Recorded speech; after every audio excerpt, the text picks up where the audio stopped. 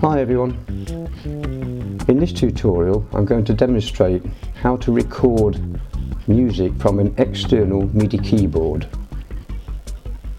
I'm personally using a Casio CTK 4400 keyboard, but almost any MIDI keyboard will do, as long as it's got USB connectivity to the computer.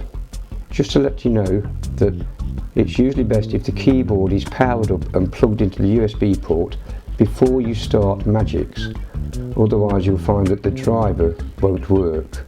So with the keyboard plugged in, if you click on the File menu here, go to Settings and Program Settings, it'll bring up this screen. If you click on the Audio MIDI tab, it'll show you here what the output device is going to be, which is usually the sound card on your computer, and here is the input device, and it should display your keyboard. You just say OK to that, and what I'm going to do now is turn on the metronome. Like so. What this does, if you tap the space bar, it gives you a background sound so that you know how to keep beat. But to be honest, I'll demonstrate later, it doesn't matter if you keep beat or note with the keyboard. That's the beauty of MIDI. Make sure that the tempo is set to 120 beats per minute, mainly because Magix sound loops are based on 4/4 time, and 120 divided by 4 quite nicely. So we say OK. And what I'm going to do now is start recording, and I'm going to play the keyboard. What I'm going to do is cheat a little bit and insert a short video of the keyboard I played previously. But let's start anyway.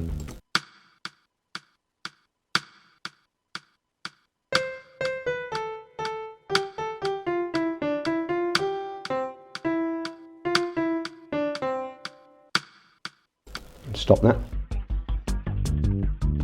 Now with this object, you'll notice that I didn't play very much in tune. Let's just play it.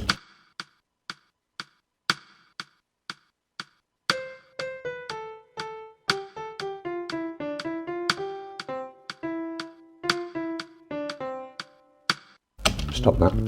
I have all the notes there that I need to work with. If I scroll back to the start, what I'm going to do is take those first blank pieces off it to the start of where I started playing there. Drag that back to the start, and I'm going to take the end off where I stopped it, and I'm going to take that back to bar 4/4. That's 4/3, that's 4/4. What I'm going to do now is edit that. I don't want the piano, and I'm going to use the organ. If you go to the bottom of the screen here and click on the inspector, this is that object that has just been recorded. These are the notes and the duration of the notes. The position vertically of the note is the note that I played. The length of the note is actually how long I kept that key pressed for on the keyboard. Up here you'll see it's using the Vita synthesizer. I'm going to click on that and get the drop down menu, and I'm going to use the church organ Cathedral, and this will bring up the church organ engine.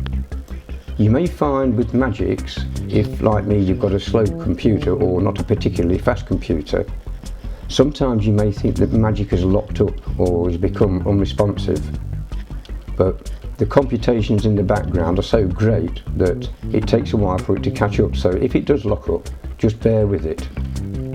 Now I've changed this from the Piano Pro to the Church Organ Cathedral, and if we play this now,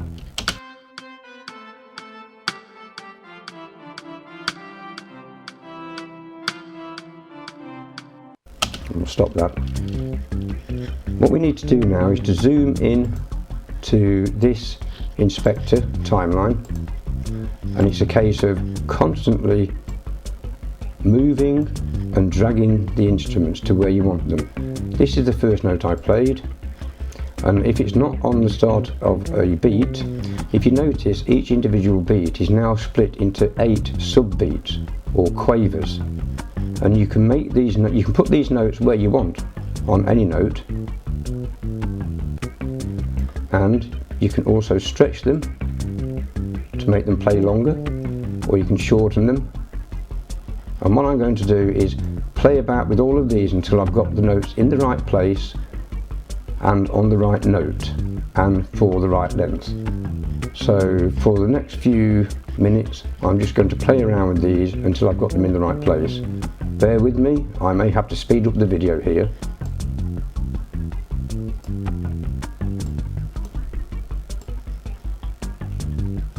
And it's a case of constantly moving them and replaying them.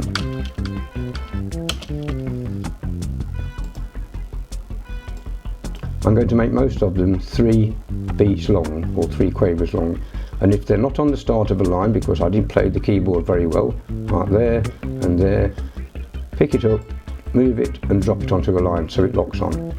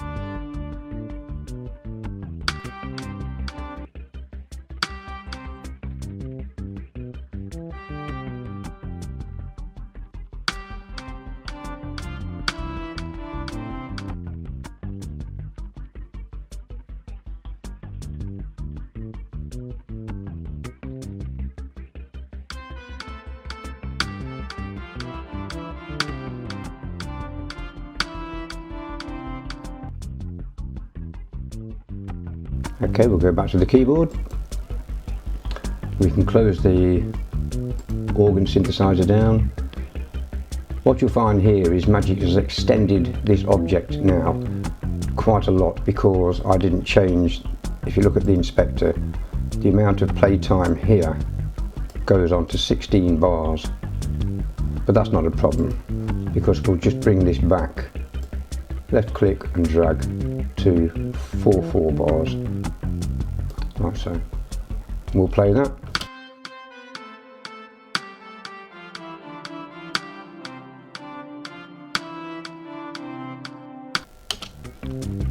I'm just going to extend that last note a little bit, this last one here, zoom in, move to the end. I just want to drag this one out to the whole beat. Back to the keyboard, play that.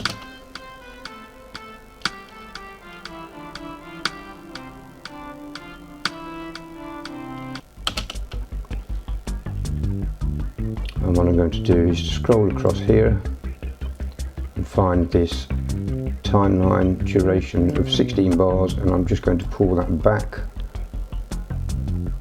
to the length of that object. There we go. And that will now continue to repeat if you keep playing it. Right, what I'm going to do now is add a few drums. And I'm going to use the 80s Dancing on My Own sound pool, and the drum I'm going to use, in fact I'm going to use 2 drums. I'm going to use, let's say, cassette drums L, I'm going to find them, cassette L, and that sounds like this. I'm going to put one of those below the organ when Magix decides where to put it. Come on, scroll across to the start, that was my fault. Put that there, and I want that to extend all the way to the end of the first object, like so.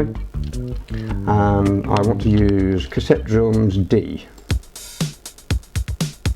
Okay, and I'm going to put one of those there, and I'm going to extend that to the end, like so. I'm not going to play this until the end, until I've finished, because I think it might surprise you when you hear the finished product. I'm going to put a piece of bass in there, and again the bass has a note from pitch 1 to pitch 7.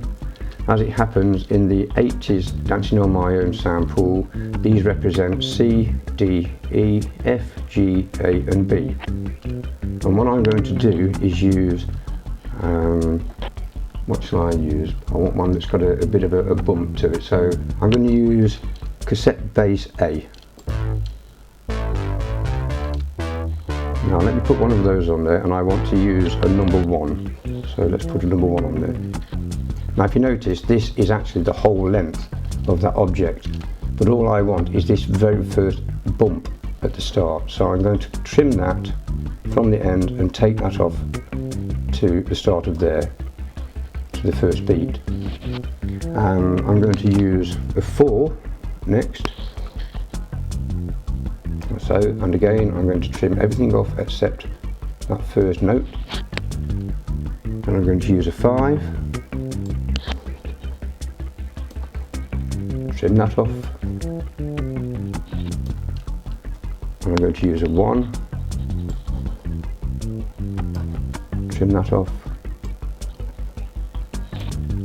I'm going to use another couple of 4s.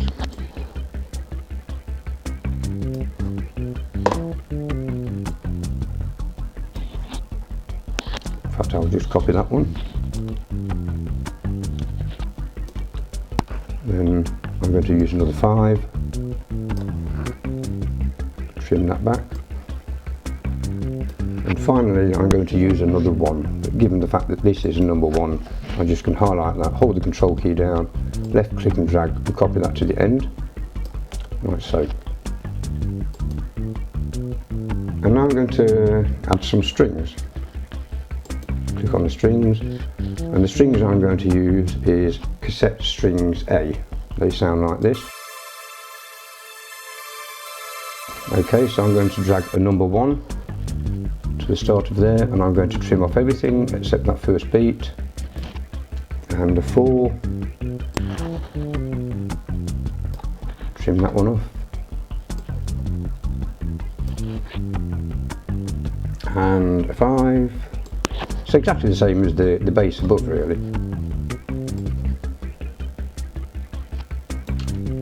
And the 1. I could easily copy the 1 from the start.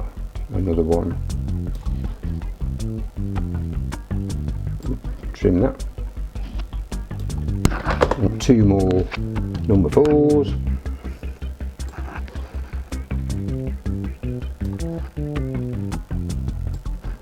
Again, trim it off. Might as well just copy that one. Hold the control key down, drag and copy. And a 5.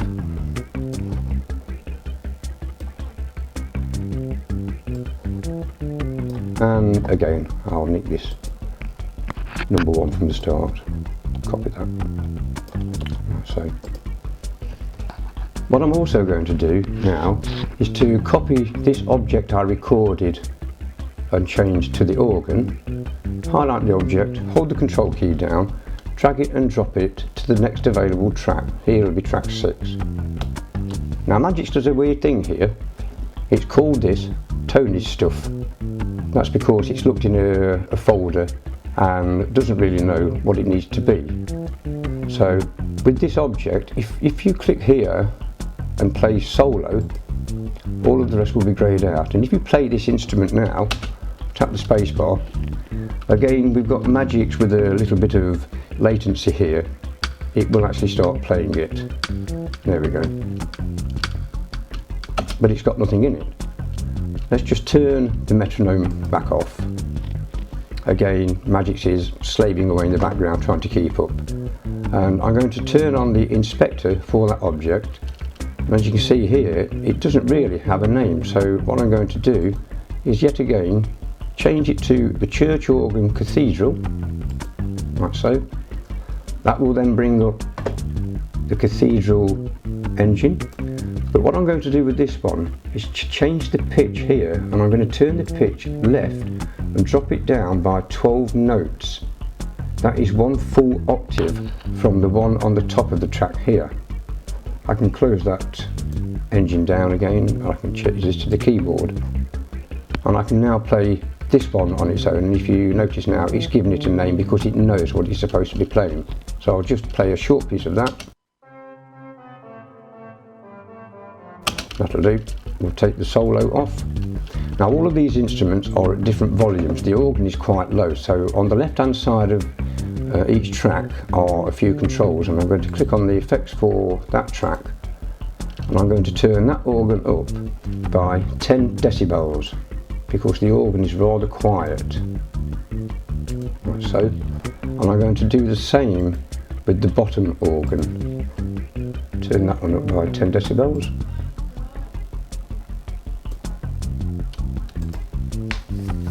Now the strings on this are also quite loud, so I'm going to change the volume of the strings, and I'm going to drop those down to -6 decibels.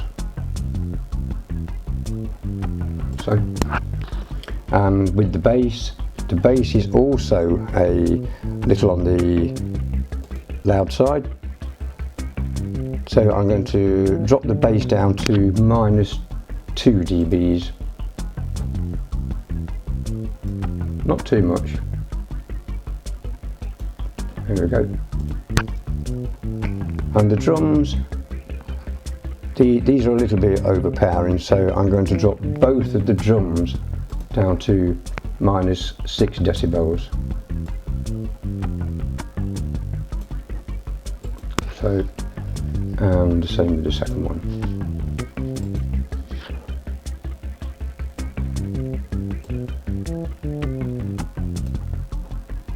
Close that. Click away from it. And now, if we play that from the start marker is there, the repeat marker is on the 4/4 beat at the end, so let's just play that.